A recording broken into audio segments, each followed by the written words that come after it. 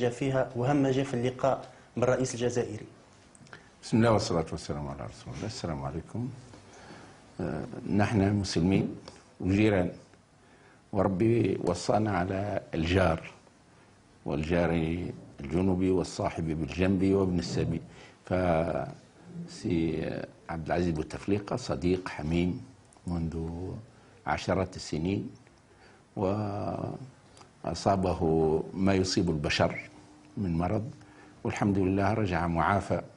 وأنا لما احتضنته شعرت بفرح كبير، كأني أشعر أنه عاد من العالم الآخر. فالجزائر تعتبر أهم دولة بالنسبة لنا في المنطقة، أهم جار، والنبي صلى الله عليه وسلم وصانا على الجار.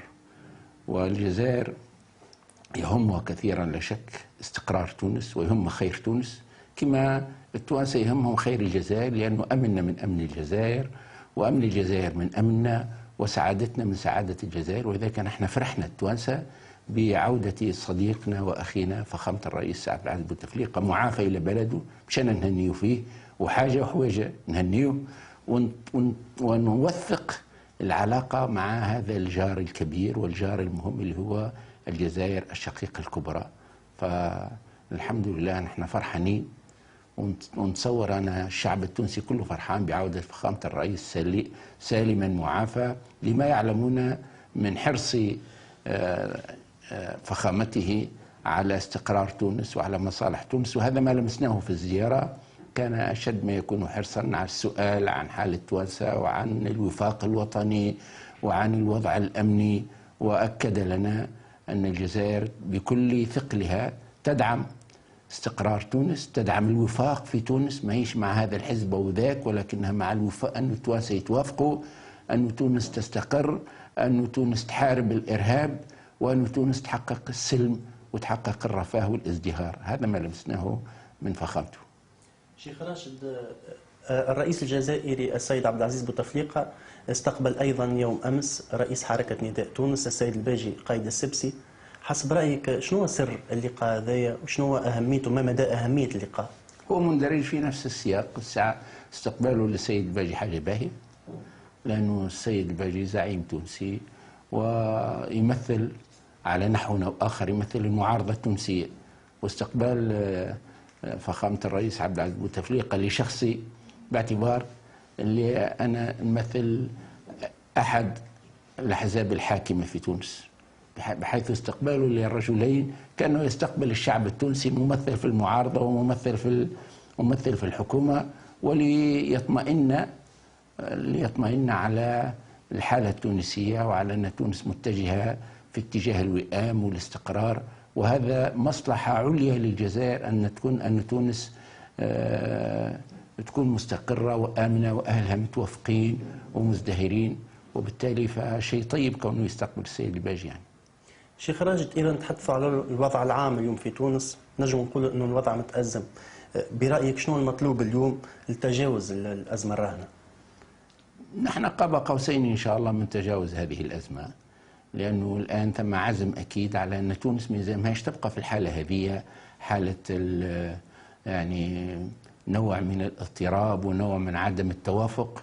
هنالك إرادة لمستها من كل الأطراف السياسيين والاجتماعيين أن تونس يلزمها تمضي وبسرعة كبيرة وتغلق هذا ملف عدم التوافق، وتفتح ملف الانسجام والتوافق والوصول إلى حكومة وفاق وطني نرتضيها جميعا. والجميع قد اتفقوا على أنه المجلس الوطني التأسيسي يبقى، والقانون المنظم للسلطات يبقى، ونمضي بأسرع ما يمكن وبخطوات ثابتة نتفق عليها نحو انتخابات حرة نزيهة يشارك فيها الجميع ويقبل الجميع بنتائجها. وإن شاء الله في بضعة أشهر هذا سيتم. وهذا يعني مصلحة تونسية ومصلحة مغاربية ومصلحة أوروبية، ونحن لمسنا من شخصيات أوروبية كثيرة، آخرهم وزير كاتب الدولة الخارجية البريطانية اليوم. لمسنا إرادة أوروبية وإرادة جزائرية في استقرار تونس وتحقيق الوفاق الوطني. ونتصور التوانسة إذا كان هم ما همش هم اللي بادروا وهم اللي يقوموا بالخطوة الأولى، حتى حد مش باش ينوب عنهم في هذه الخطوة. في نفس السياق شيخ راشد، هل يمكن اعتبار لقائك بالسيد عبد العزيز بوتفليقة الرئيس الجزائري وكذلك لقائه بالسيد الباجي قائد السبسي رئيس حركة نداء تونس، هل يمكن اعتبار اللقاءين يعني خطوة إيجابية في طريق حل الأزمة الراهنة اللي تعيشها بلادنا؟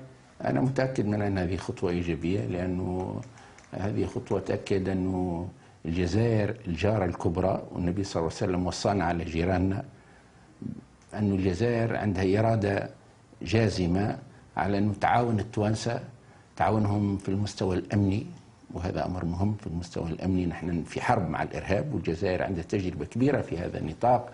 في المستوى الاقتصادي الحمد لله، يعني التوريست السواح الجزائريين كانوا من أهم السواح، عوضونا النقص من السياحة الأوروبية. والجزائر عندها إمكانيات هائلة باش تعاون تونس، ولما فيه خير البلدين اللي مستقبلهم ما يمكنش إلا أن يكون يعني في ارتباط مصيري. فنتصور الزيارتين هذوما ليس من شأنهم إلا أنهم يدعموا الاستقرار في تونس ويدعموا الوفاق في تونس، ويضعوا تونس إن شاء الله، يساعدوا يعاونوا على وضع تونس على طريق الوفاق الوطني وعلى طريق تجاوز الأزمة اللي نحن مش بعيد باش نجاوزوها إن شاء الله في أسابيع قليلة.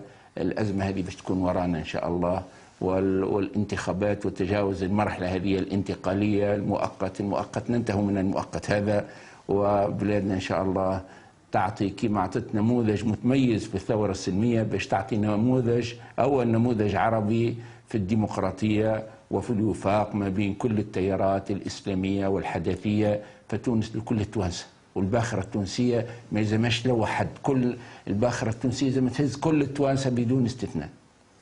شيخ راشد، نخلي لك كلمة الختام. أنا لا أملك إلا أن أعبر عن شكري لكم أن وفرتم لي هذه الفرصة، وأن أعبر عن تفاؤلي بمستقبل تونس ومستقبل الديمقراطية في تونس. يا توانسة، راكم بقيتوا الشمعة اللي تضوي في الربيع العربي، ولذلك مسؤوليتكم مش مسؤولية على تونس فقط، وإنما مسؤولية على الأمل في أن العرب راهم يستحقوا الديمقراطية، المسلمين راهم يستحقوا الديمقراطية. فما برشا ناس أعداء الإسلام يحبوا يقولون أنتم العرب وأنتم المسلمين ما تستاهلوش الديمقراطية. يا توانسة، هذه أمانة، الشمعة هذه ما تخلوهاش تطفى، شمعة الحرية، شمعة الديمقراطية، والبعد عن الإقصاء. تونس لكل التونسيين ولكل التونسيات، وكما قلت النبي صلى الله عليه وسلم قال لنا أنتم في باخرة، يلزم الباخرة هذه ما تلوى حد، وحتى حد ما ينقب الباخرة، مسؤولين جميعا على هالباخرة هذه حتى توصلنا للمرفأ إن شاء الله، حيث سنجري بعد أشهر قليلة انتخابات حرة نزيهة تنقل تونس إلى مستوى الدول الحديثة، دول ماليزيا واندونيسيا وسويسرا، وتونس مؤهلة لأكثر من ذلك. وعليش لا؟ نحن التوانسة عندنا تاريخ عظيم في المدنية وفي الحضارة، ليش ما نصنعوش مستقبل أعظم إن شاء الله، ونحن مؤهلين إن شاء الله. الشيخ راشد الغنوشي رئيس حركة النهضة، شكرا لك. أهلا. واحنا نشكر زميلنا لطفي المشي اللي قام